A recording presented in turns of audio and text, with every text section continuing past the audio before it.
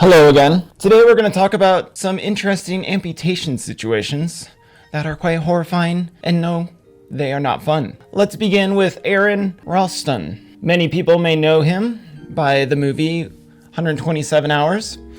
Aaron Ralston was a pretty normal guy, but he always had an extreme adventure streak and a desire to travel the world. During his childhood, his family moved to Denver, Colorado, a place offering many opportunities to climb mountains, explore, and ultimately become an adventurer himself. Back in 2003, Ralston was climbing in a remote mountainous wilderness in southwest Utah when the unthinkable happened. Aaron became trapped in a crevice in the rocks, pinned by a rock about 800 pounds. The weight of the rock crushed his arm, and he was pinned by it. Aaron took photos of the bad situation, which was only going to get worse. He waited for rescue teams for numerous days. Rescuers never came. Aaron waited for them for so long until his hope faded. He knew he had to do something. He was about 59 feet above the floor of the chasm he'd fallen himself pinned in, and he had a pocket knife. Pocket knife seems to be a theme throughout these stories, so hold on tight. He made what must have been one of the most difficult decisions of his life, to amputate his own arm beneath the elbow in order to survive. Aaron cut the lower part of his arm off, having to wrench his forearm against the boulder to break the bones, and then gotten himself down to the bottom of the canyon where he would begin to walk and search for help. Luckily, help arrived in the form of a helicopter that spotted him covered in blood. Aaron survived to tell the tale, and he made numerous talks about it as well. Another attempt, Michael Laster, his amputation was not successful. In 2008, Michael Laster tried to cut his own arm off in order to stay alive.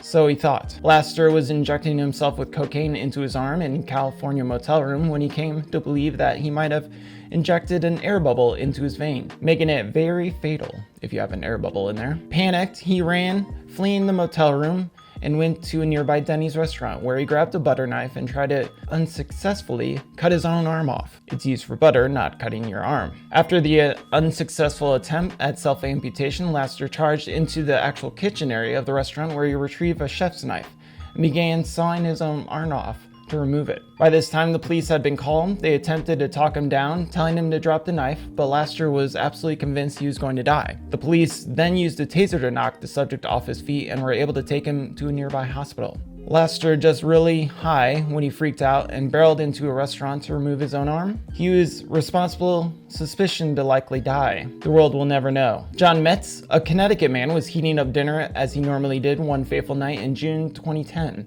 That would change his life forever. While his food was cooking, he decided to run down to the basement to fix his furnace.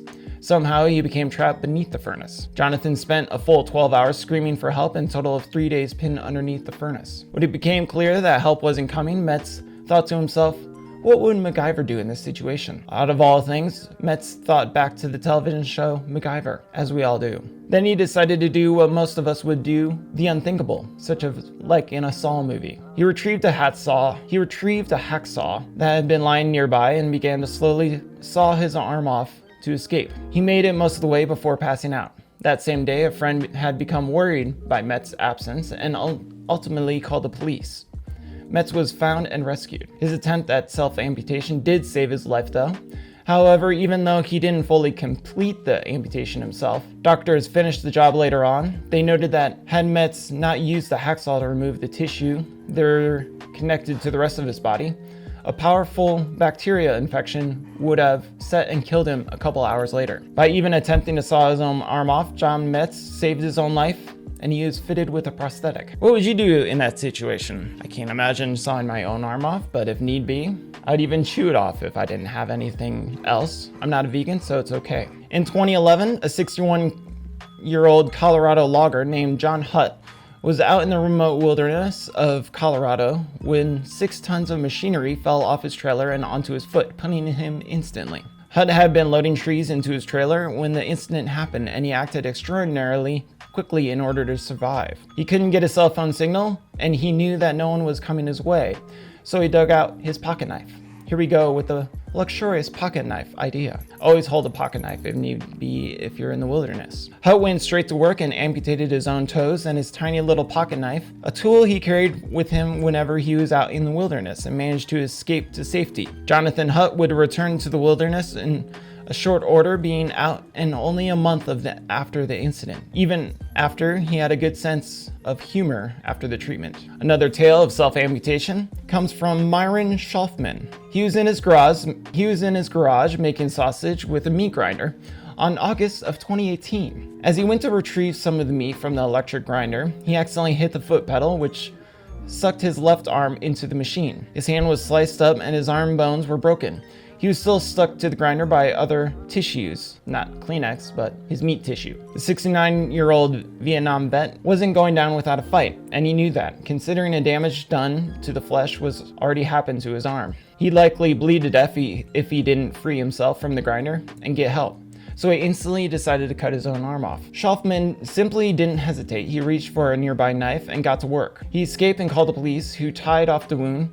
He managed to survive the incident with cast iron nerves and quick thinking of his 69-year-old self. In 2007, Al Hill, a 66-year-old from Iowa Hill, California, was in the woods cutting down trees when he became pinned under a fallen one. He remained there for 11 full days. He too found himself pinned under an object too heavy to lift in a remote area with no cellular service. Al also used a pocket knife to sever his own leg below the knee in the name of survival. After he freed himself, Al yelled for help and passing nearby neighbor heard him. The neighbor trekked out to the place where he was able to call the authorities and have Al airlifted to a nearby hospital. Al underwent surgery and ended up surviving the incident miraculously. I apologize if I butchered this next person's name. Zang Yangling is a farmer and a factory worker in China who was forced to do the unthinkable under some pretty circumstances.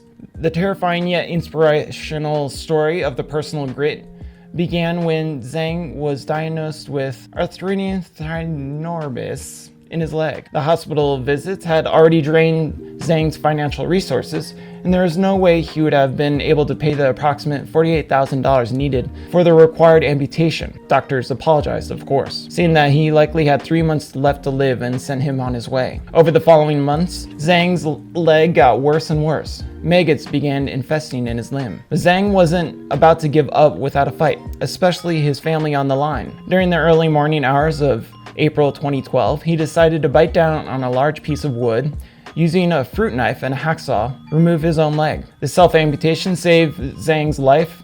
He later reported it took him about 20 minutes to grind through the bone with the saw to save his own life and remain with his family. He also lost 3 teeth from biting down on the piece of wood so hard, but because of his efforts, he lived to tell the bizarre tale. It's a cheap way to go to the doctor. Another amputation story. Ramon, at the age of 18, was working with his friend, Iman, when an earthquake struck his home city of Indonesia in 2009. Concrete began to shake beneath their feet and they began to collapse all around them. The construction workers on Ramon's crew managed to escape safely, but Ramon himself was pinned beneath the concrete grinder that entrapped his leg. Frantic and terrified, the teenager decided the only hope would be to amputate his leg. After a few minutes, the shaking stopped and he proceeded to grab a nearby hoe and attempted to cut it off his own leg with the tool, finding it too dull to break the bone. He was able to place a phone call to his friend Iman, who rushed to help with the young man, locating him where he had been stuck in the rubble. Iman found a shovel. Iman found a trowel for Ramon to use, but that didn't work either.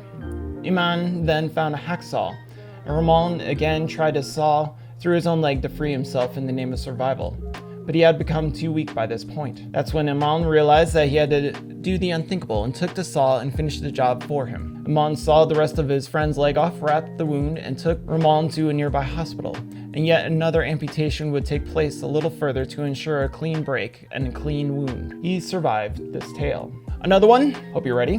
Doug Goodall was a lobster fisherman back in 2002 when he was out to sea searching for the latest catch. The man from Maine decided to do the unthinkable when his arm got caught in a winch while he was out in the open water during a stormy weather. He too cut his own arm off. He was actually thrown over the side of the ship, still hanging from the winch, and all he could think about was his children and what would happen if he died. He managed to pull himself back onto the deck of the boat, through doing so dislocating his shoulder. He was still caught in the winch. That's when he reached for a nearby knife and began to cut his own arm. So Doug managed to pull himself back on top of the deck of the boat, through doing so dislocating his shoulder. He was still caught in the winch. That's when he reached for a nearby knife and began to cut through his own arm. By sawing his own arm off at the elbow, he managed to save his own life. Bleeding badly, he guided the ship into harbor, where he was able to alert the authorities and survive the incident. He managed to return home to his children. Samson Parker was a farmer who was working alone in the field in South Carolina when he got his right arm stuck in a mechanical picker in 2007. A piece of machinery trapped his arm and also caught fire.